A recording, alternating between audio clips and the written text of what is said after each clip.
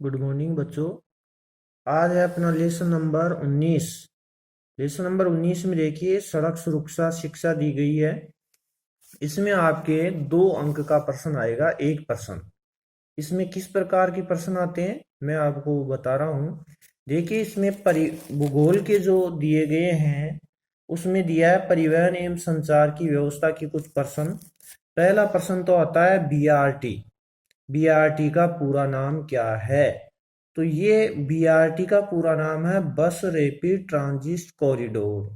ये एक ऐसी व्यवस्था है जिसमें साधन लाइन से सड़कों पर चलते हैं। तो देखिए बस रैपिड ट्रांजिट कॉरिडोर की जो व्यवस्था की गई है वो सार्वजनिक परिवहन बस प्रणाली है। सार्वजनिक बस प्रणाली जो दी गई है वो लोग जो यात्रा करते हैं उनके लिए बस रैपिड ट्रांजिट कॉरिडोर बनाया गया है।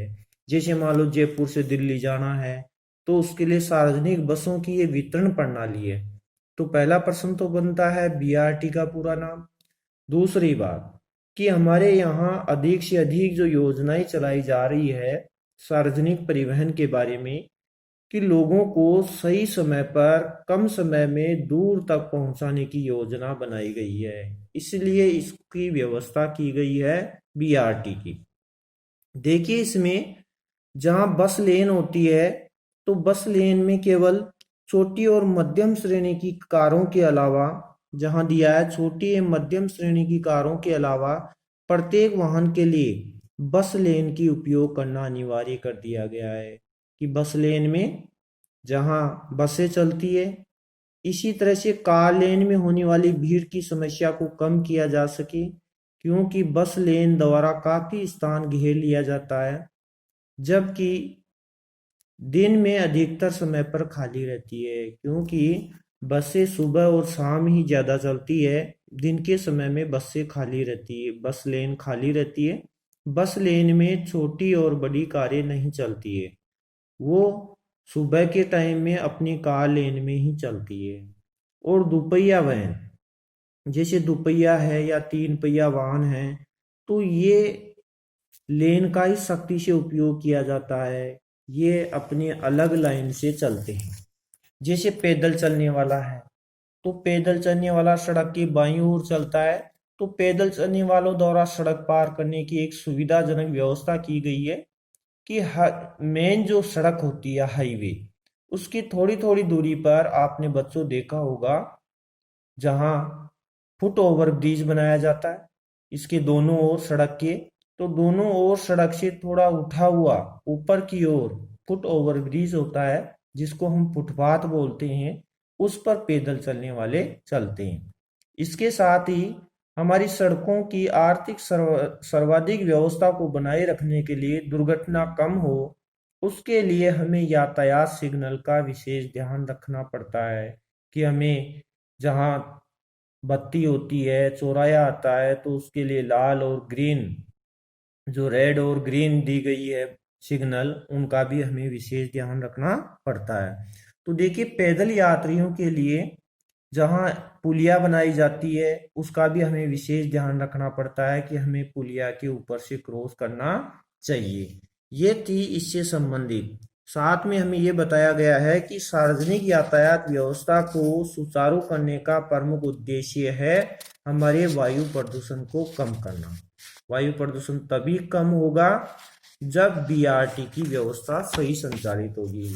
दूसरे हम अर्थशास्त्र से संबंधित सड़क सुरक्षा में पढ़ेंगे विकास के बारे में कि सड़क सुरक्षा से जो व्यवस्था होती है सड़कों का निर्माण किया जाता है उससे व्यक्तियों का विकास होता है, समाज का विकास होता है। अब देखिए इसमें दिया है एक तो वयोवर्ग, जो वर्गजन है उनकी व्यवस्था की गई है। विशेष योग्य जन जो विकलांग है, युवाओं की खास आवश्यकता को हमें समझना पड़ता है। जिसमें देखिए जैसे किसी प्रकार से कस्बों एवं शहरों में जो बुनियादी संरचना का विकास समाज के प्रत्येक वर्ग की आवश्यकताओं को ध्यान में रखते हुए व्यवहारिक योजना का काम किया गया है। उदाहरण स्वरूप जैसे सभी सड़कों पगडंडियों जहाँ पैदल चलते हैं उसको कहते हैं पगडंडियों, रेलवे स्टेशन है, सार्वजनिक स्थानों पर है, विशेष योग्य जन की आवश्यकता अनुसार रैंप की सुविधा उपलब्ध करवाई गई है।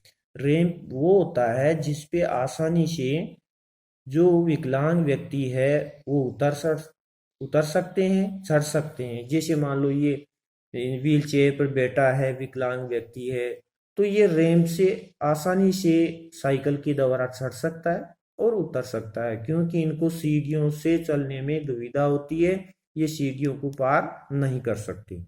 दूसरी बात बता रहे हैं कि यात्रियों के चलने फिरने को सरल एवं सुसाध्य बनाने हेतु उनके सामान की सुविधा पूर्वक लाने ले जाने के लिए प्रत्येक अंतर्राज्यीय बस टर्मिनल, हवाई अड्डों पर पहुंचने की सड़कों, रेलवे स्टेशन आदि पर रैंप व चलती सीढ़ी की सुविधा होनी चाहिए, ताकि ऐसे स्थानों पर फुट ब्रिज के ढह जाने अथवा भगदड़ मचने की घटनाओं आदि को कम किया जा सके। कहते हैं कि उनके लिए अलग से रैंप बनाया जाता है या स्वचालित जो सीढ़ियां होती है कि भारी भरकम सामान को वो एक स्थान से दूसरे स्थान पर नहीं ले जा सकते। जब रैंप बना रहता है तो भारी सामान के जहाँ बैग होते हैं उनके नीचे टायर लगे रहते हैं, तो वे आसानी से रैंप पर से अपने सामान को उतार सकते हैं। तो इस प्रकार विकास के लिए हमें रैंप की आवश्यकता होती है। जैसे विकास व्यक्ति को ज्यादा आर्थिक संसाधनों के साथ सशक्त बनाता है, वैसे ही हमें गतिशीलता एवं आर्थिक संपन्नता को ले जाती है। फलस्वरूप हमें शहर की सड़कों पर जहाँ कारों की संख्या देखिए, कार चालकों का विवेकपूर्ण व्यवहार होता है, अत्यधिक नाबालिगों द्वारा कार चलाने से घातक दुर्घटनाएं, नशा करने वाले गाड़ी चलाने वाले आदि की संख्या बढ़ी है। तो ऐसे खतरों के मामले को कम करने के लिए सख्त सजा के भी समाप्त किए जा सकते हैं, जो ऐसे वर्ग के लिए एक उदाहरण बन सके। कहते हैं कि जो अविवेकपूर्ण चालक जहां गाड़ी चलाते हैं उन सब के लिए भी सजा का प्रावधान किया गया है। तो हमें अधिक से अधिक इसका विशेष ध्यान दिया गया है। इसकी एक कहानी दी गई है, देखिए कि टक्कर मारकर भागने का प्रकरण सर्वोच्च न्यायालय द्वारा परेरा की सजा का समर्थन किया गया कि वह रात को किस प्रकार जो है सड़क पर व्यक्तियों को मार देता है, फिर उसको 6 माह की कैद हो जाती है। तो भयंकर चोट पहुंचाने वाले परेरा को सजा दी गई, जहां परेरा जो है उसने कार गलत तरीके से चलाई और फुटपाथ पर सो रहे लोगों को मार दिया। तो ये दिया है कि सड़क पर चलने वाले लोगों की भी सुरक्षा का विशेष ध्यान रखा गया है। तीसरा इसमें पॉइंट दिया है नागरिक शास्त्र से संबंधित सड़क सुरक्षा का, कि प्रजातंत्र के प्रभाव की सड़क सुरक्षा का विशेष बात की गई है कि लोकतंत्र में हमें सभी नागरिकों को जीने का अधिकार है। जैसे पैदल चलने वाला है तो पैदल चलने वाले लड़के, जहाँ जो भी व्यक्ति है या किसी प्रकार से स्कूल जाने वाले बच्चे हैं, उनसे संबंधित जीने का अधिकार। तो ये बताया गया है कि हमें सड़क सुरक्षा में कौन से अधिकार मिला हुआ है, जीने के अधिकार। यानी कि सड़क सुरक्षा से संबंधित प्रश्न आता है कि सड़क पर पैदल चलने वाले व्यक्ति को किस प्रकार का अधिकार मिला है, तो उसको जीवन जीने का अधिकार मिला हुआ है। उसे ऐसे कोई भी नहीं मार सकता। कोई टक्कर मारने वाला है तो उसको विशेष सजा के प्रावधान किए गए हैं। तो जीने के अधिकार का उल्लंघन करता है, यानी कि कोई भी किसी प्रकार के वाहन से दुर्घटना होती है तो वाहन चालक किसी व्यक्ति के जीने के अधिकार का उल्लंघन करता है, उसको सजा के प्रावधान दिए गए हैं। ये प्रश्न आ चुका है कि सड़क सुरक्षा में किस अधिकार की सुरक्षा की गई है, जीने के अधिकार की सुरक्षा की गई है। तो जीवन में सड़क सुरक्षा की महत्ता को महसूस होता है हमें, जिसमें देखिए इसमें आपको ये बताया गया है कि चालक को नशे में वाहन नहीं चलाना चाहिए, क्योंकि वह हादसे का शिकार हो सकता है, दूसरे के व्यक्ति के जीने का अधिकार समापन कर सकता है। दूसरे चित्र में बताया गया है कि मोबाइल फोन जो तेज स्वर का संगीत है, कार में बच्चों का शोर मचाना आदि चालक को वाहन चलाने में व्यवधान डालते हैं। तो इन बातों का ध्यान रखना चाहिए कि चालक को शराब पीकर के गाड़ी नहीं चलानी चाहिए, मोबाइल में ऊंची आवाज में गाने नहीं सुनने चाहिए, और बच्चों के द्वारा गाड़ी में चल रहे शोर नहीं मचाना चाहिए, या किसी भी प्रकार से सड़क में दुर्घटना हो जाती है या किसी भी प्रकार की छोटी मोटी दुर्घटना घटती है तो उस पर झगड़ा नहीं करना चाहिए, क्योंकि वाहन रोकते ही और भी कई वाहनों को समस्या आती है और भी दुर्घटना हो सकती है। तो ये दिया गया है इससे संबंधित। जैसे मौसम की दशा शराब का प्रभाव कहाँ तक सड़क हिंसा करुण अनुवाद पैदा करती है।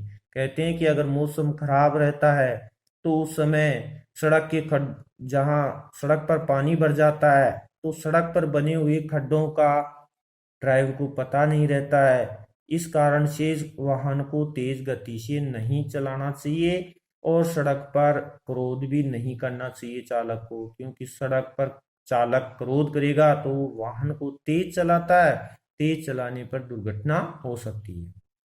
और बाईं तरफ यू टर्न लेने की अनुमति, ये कहते हैं कि कोई भी व्यक्ति बाईं तरफ यू टर्न नहीं लेना चाहिए, हमेशा दाईं तरफ ही यू टर्न लेना चाहिए। बाईं तरफ यू टर्न लेने से दुर्घटना घट सकती है। ये महत्वपूर्ण प्रश्न आता है कई बार कि क्या बाईं तरफ यू टर्न लेने की अनुमति है? नहीं, बाईं तरफ कभी भी यू टर्न लेने की अनुमति नहीं रहती है। हमेशा यू टर्न घूम करके वापस आना है तो दाहिनी ओर से ही चालक को वाहन घुमाना चाहिए। बस लेन का क्या तात्पर्य है, इन्हें अलग क्यों किया जाता है? बस लेन का तात्पर्य है जिसमें सार्वजनिक बसें ही चलती है। सार्वजनिक बसों के लिए अलग से व्यवस्था की गई है कि वो कम समय में लोगों को दूर तक पहुंचा सके। इसको अलग क्यों किया जाता है? क्योंकि इसको अलग इसलिए किया जाता है क्योंकि बसें बड़ी रहती है और उस पे कार लेन और अन्य छोटे मोटे वाहन नहीं चलने चाहिए, इसलिए बस लेन को अलग रखा गया है। ये थे इससे संबंधित प्रश्न। जो प्रश्न विशेष नहीं आते हैं, केवल थोड़ी सी समझदारी और विवेक से इन प्रश्नों को उत्तर देना होता है और 2 नंबर का प्रश्न तैयार हो जाता है। जैसे एक चित्र दिया, गति दानव ना बने। कहते हैं कि दानव की तरह तेज वाहन नहीं चलाए, धीरे चले अन्यथा अग्नि में समा जाएंगे।